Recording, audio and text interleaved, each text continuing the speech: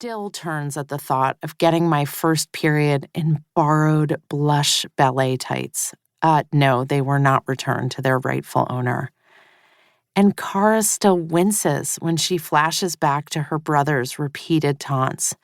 "You're so flat the walls are jealous." For those of us who traveled through puberty before 1990 or so, it started sometime around age 11 for most and lasted 3 or 4 years tops, even though it felt like a lifetime. The puberty of the past bears little resemblance to what kids live through today. Now this transformation starts younger, takes longer, and unfurls with social media and cell phones in the mix.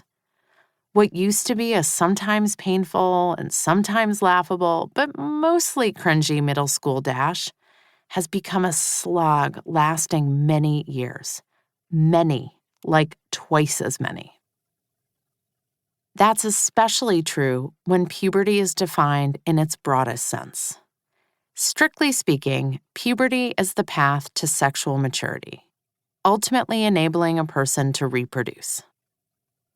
In genetic females, this covers everything from breast growth to getting the menstrual cycle up and running.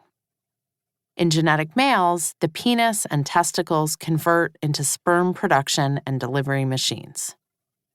But in reality, puberty extends far beyond groins and breasts, partially because the hormones in charge also affect distant organs, like the skin and bones, and partially because those same hormones circulate around the brain, profoundly impacting one's emotional and social existence. This explains why puberty is credited, or blamed, for everything from hair sprouting up across the body, to pungent odors making their debut, to reckless decision-making, to eye rolls so deep it's not entirely clear the pupils will come back into view.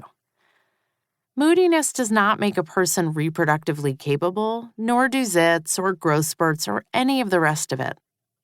But they result from hormonal shifts and turn out to be humongous players in the life experience of kids this age.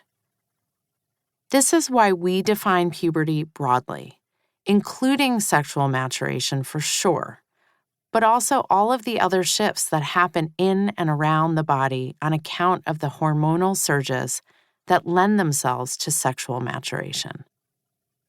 In this more expansive definition of modern puberty, we've essentially equated it with adolescence, which is precisely what the entire world seems to do anyway. It's this whole kettle of fish that's taking longer. Body changes, emotional shifts, and friend dramas too. It's also why we wrote a book offering information and guidance to help make sense of this seemingly endless, awkward roller coaster ride. Puberty gets a bad rap for many reasons, but one of the biggest is that a pubescent child is not a sweet baby anymore. When they start to stink and whine and make choices that baffle us, they are also moving away from being cuddly and dependent. Don't be fooled. Tweens and teens still need their adults to love and support them, maybe more than they ever did.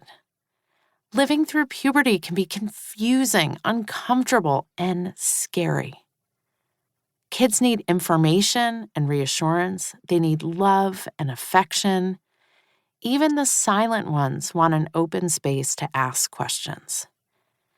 The purpose of this book is to define the new normal and offer language for some of the hundreds of tiny conversations that have replaced the talk of yore.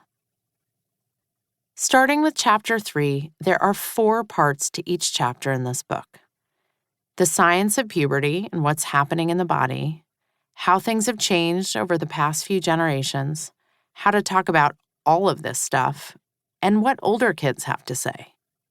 These youth voices of wisdom are a peek into how today's kids think, what they experience, and what they need. Storytelling from kids recently out the other side to help avoid painfully awkward moments. Lest you